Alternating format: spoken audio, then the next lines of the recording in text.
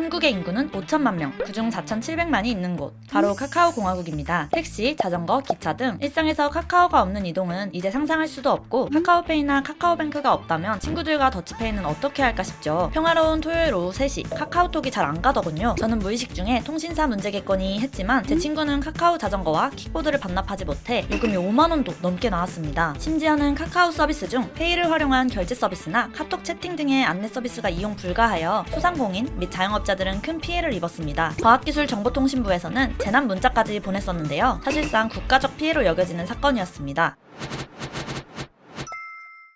이에 카카오는 이번 19일 대국민 사과를 하였는데요. 남궁훈 각자 대표는 사퇴를 했고요. 비상시 위기 대응에 미흡했다는 점을 사과하고 대비책 마련에 힘쓰겠다는 입장을 밝혔습니다. 김범수 의장은 24일 국회 과방위 증인으로 출석하여 무료 서비스에 대한 보상 방안도 검토하겠다고 밝혔죠. 한편 이번 사태 발생과 장기화 책임을 두고 카카오와 SKCNC는 서로 책임을 떠밀고 있습니다. 카카오는 화재는 지하실 일부분에서만 발생한 거였으나 SKCNC가 서버로 공급되는 전력 자체를 갑자기 차단해 문제가 커졌다고 말했고, 이렇게 예고 없이 전력을 차단해 서버를 죽게 한 SKCNC의 잘못이 크다는 입장입니다. SKCNC는 화재로 전력 공급을 차단해 서비스 장애를 일으킨 1차 책임은 우리에게 있으나 장기화 책임은 카카오 쪽이라고 말했고, 예고 없이 전력을 차단한 건에 대해서는 화재 진압과 상황 안전이 최우선이었다고 밝혔습니다. 오히려 서버 이중화 및 재해 시 대비에 대한 투자를 소홀히 한 카카오 탓이라고요. 또한 해당 데이터 센터에는 네이버와 IBM의 서버도 있었는데요. 이들은 브라운아웃에 그치는 서비스 장애는 있었지만 바로 복구되어 별다른 고객 피해는 없었다고 합니다. 업계 관계자의 말에 따르면 카카오와 네이버의 재난 대처가 판이했던 건 기술적 차이보다는 경영 관련 마인드셋과 그에 따른 운영 방식의 차이에서 기인한 걸로 보인다고 말했습니다. 정보보호 공식 포털과 금감원 자료에 따르면 지난해 네이버가 정보보호 분야에 350억을 투자한 데에 비해 카카오는 네이버의 40%가량인 140억 원만 투자했다고 합니다. 정보보호 분야에는 외부 해킹을 대비하는 사이버 보안 영역과 재해 발생 시 이를 복구하는 백업 시스템 영역으로 나뉘는데요. 이번 카카오 사태는 백업 시스템에 대한 투자가 부족했다는 분석입니다.